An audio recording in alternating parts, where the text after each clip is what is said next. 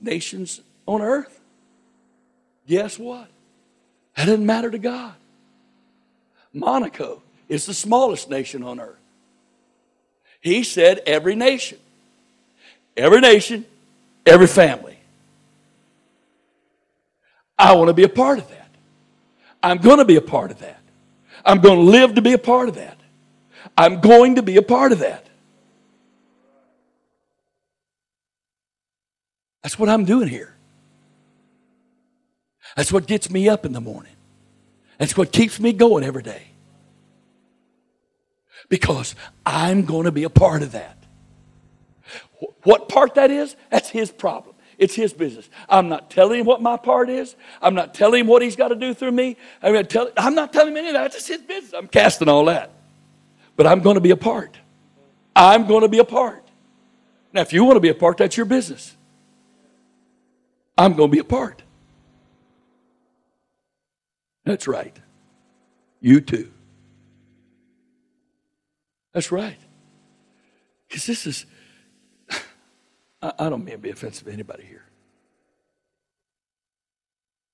But the human Stephen Willoughby being healed of cancer is of no significance whatsoever. Because to live with Christ and die is gain. I realize that this is a very delicate subject, but the bottom line is this. This isn't about him getting healed so he doesn't die. It's no big deal. That's what we're all headed to anyway. That's what it's all about. I was in my mother's womb. Things were going great. I didn't have to work. I didn't have any obligations. I just laid around there and kicked every once in a while just to make sure she knew I was there. I had this little tube connected, it just fed me. I got everything I needed right through that tube. Whoa, buddy, this is great. This is great. Hey, what a life.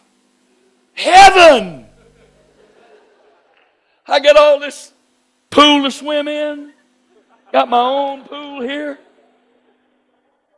You know what? I mean, I got it made. I had it made. You understand? When I was in my mother's womb, I had it made. I had it made. And then one day, stuff started happening. I started getting squeezed. Things got difficult. I'm going, who is messing with my world? I like this world.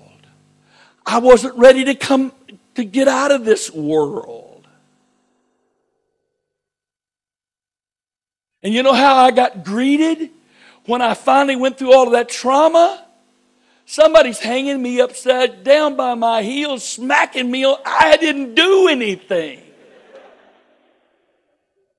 My introduction to life is somebody smacking me just because they wanted to hear me cry. What is up with that? Nobody treated me like that in the womb. What is that all about? What is that? Well, then things got better. I began to decide this isn't so bad. I mean, I get held and fed, and I can't communicate, but I find all I got to do is make a little noise. Everything stops to find out. So I kind of like that. Everybody did exactly what I wanted them to do when I wanted them to do it. All I had to do is cry. Now, sometimes they were pretty dumb. They couldn't figure out what it was I wanted. But if I cried long enough, they eventually got around to it. But then when I got a little older, here it started again. Nobody ever told me no. I rule the world. And then I saw something I wanted, and I reached for it, and they smacked my hand and said, no, you don't know who you're talking to. I'm in charge here, and you're not telling me I can't have that. So I'm reached for it again. They smacked me again. What is up with that? the authorities when I need them. Right, you see what I'm talking about? So, you think with all of that as I near the end of all of this, I'm not going to go through some trauma and get squeezed while I go through the next birth from this life into the next? I had an awesome experience. Really, it was a difficult experience, but it was an awesome experience. It's forever affected my life. This is really not on the subject, but the Lord wants me to tell it, so I'm going to tell it. We had a man in our church that his name was John. He had some kind of congenital heart defect, and his heart was enlarged. And the Lord worked miracle after miracle after miracle to get him. It was a very expensive operation to get a heart transplant, but if he didn't have a heart transplant, he was going to die, other than God just healing the heart. And he miraculously got insurance to cover all the costs.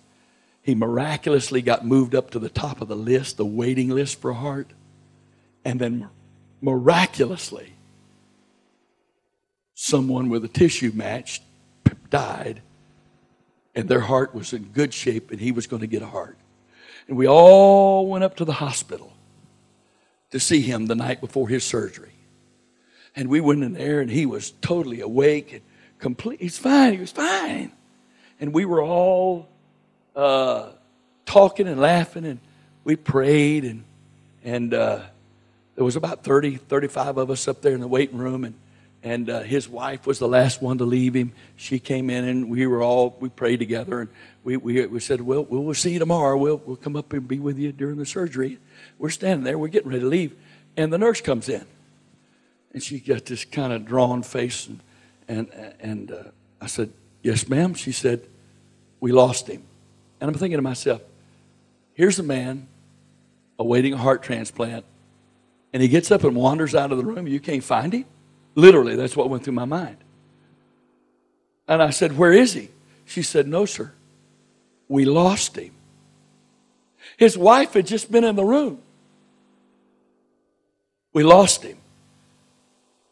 It's not registering in my brain. This isn't possible. I was just in the room 10 minutes ago. The man was perfectly fine. And the nurse says, the Lord's worked miracle after miracle. He's having a heart transplant tomorrow. He's going to be great. He's going to live a long time. We're leaving the emergency room, the waiting room, to go home to rest, to come back to be there for the surgery the next day. And we lost him. I said, ma'am, what are you saying? He's dead.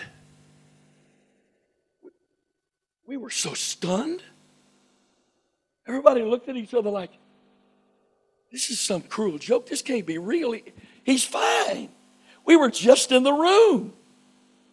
God wouldn't let him die after working all these miracles with the next day he's going to get this surgery.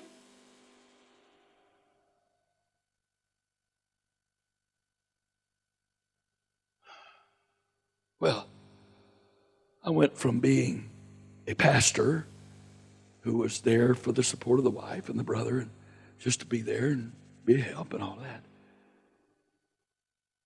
to having to prepare to preach a funeral for a man we'd all prayed for.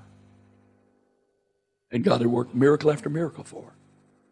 He's not there anymore. 2 nights before the funeral, I had a dream. Brother T.B.W. Barnes would actually have called it a night vision. It was that literal. It was in color.